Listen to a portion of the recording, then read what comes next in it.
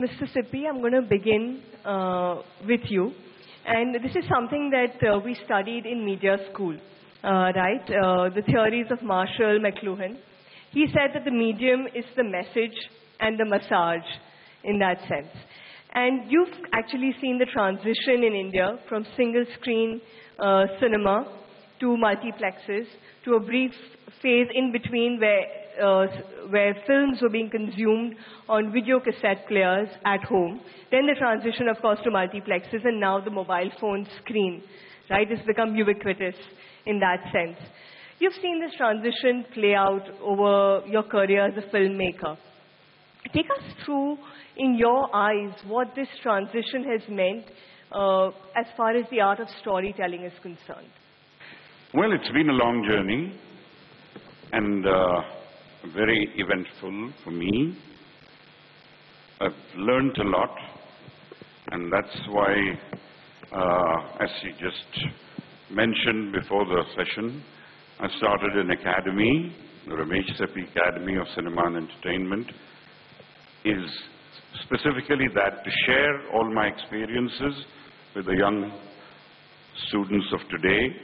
And if they would like to be a part of this industry, then they can learn a hell of a lot. And the rest is obviously up to them, how they make use of it. Now that journey that I started, there were no schools at that time, so obviously we learned it the hard way on the sets. Luckily, my father was also a filmmaker, and he encouraged me, and I got right into the middle of it.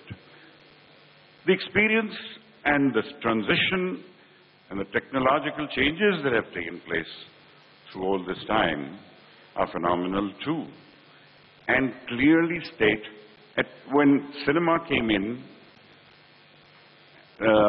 different technologies in cinema kept improving the value of cinema, the big screen, the sound and everything. Then Cineramas and IMAXs have come, and all that is to keep the audience to the big screen and watch it for the experience of big screen, the participation. But it's when television came in, it happened in America as well as in India. Everyone thought cinema is dead. It did not die. It dipped. Because here was a very fresh technology, and people they were wondering how they could sit at home and watch a nice program, and it was interesting. So, but then finally, you've also found that television promoted cinema and took you back, and then you went back to the cinema. Somewhere along the line, you felt the experience of that big screen was too much to miss, and so you went back. New technologies came there as well, new kind of cinema. The grammar kept changing, storytelling, but nothing changes the basic nature of going to a cinema and experiencing a beautiful story told to you. It could be emotional, it could be action-packed, it could be just a wonderful conflict of families.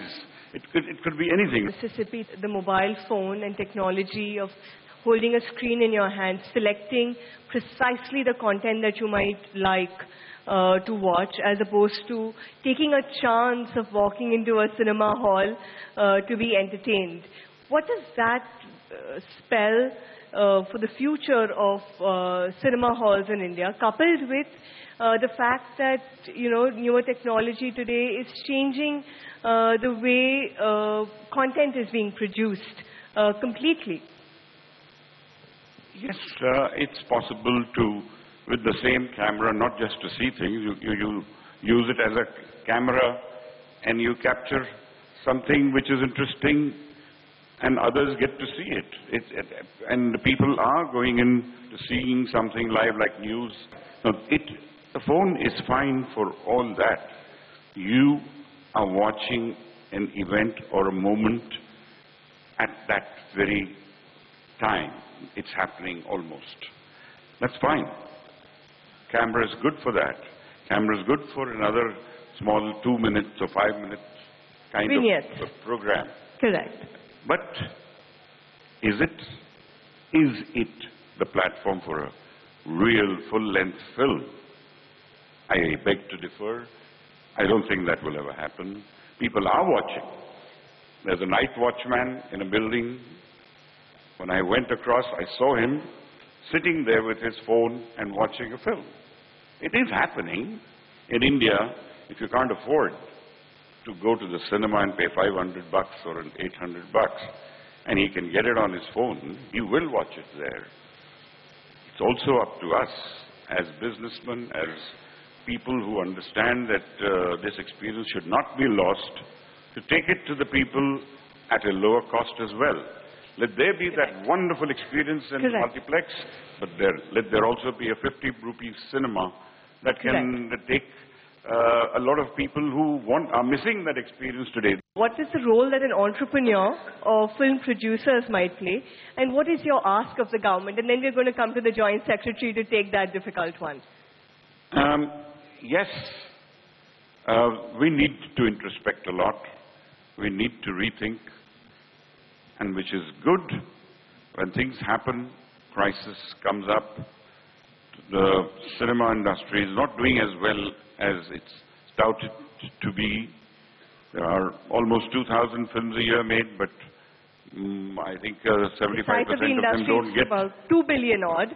And just to put that in perspective, that's just one-third of... I mean 75% of that product doesn't see the theaters. Absolutely. So it's about 500 films all over the country that get into theaters. I think we need to ask ourselves the question, why is that happening? Yes, there is television. Yes, the web is coming up. Yes, there is the telephone. But cinema has been enjoyed in this country for such a long time. I can't see it dying. I didn't see it dying when television came in. I refuse to see it dying right now. I think we got to keep reinventing ourselves. We got to make better films. In theaters, they need to have that quality. They need to have that something extra that people will come to the cinema to watch them. So and you can make the other kind of films which can be run in theaters as well as seen on television, as well as on the web or on your phone. It doesn't matter. Okay, fine. But mostly each platform has certain lines drawn. And if you make products specifically for that, it's also, of course, the cost factors and the business side of it has always to be kept in mind. And yes, we need to see that they are structured accordingly and we make them so that they pay. And you will be surprised how much people will be accepting of each and every platform.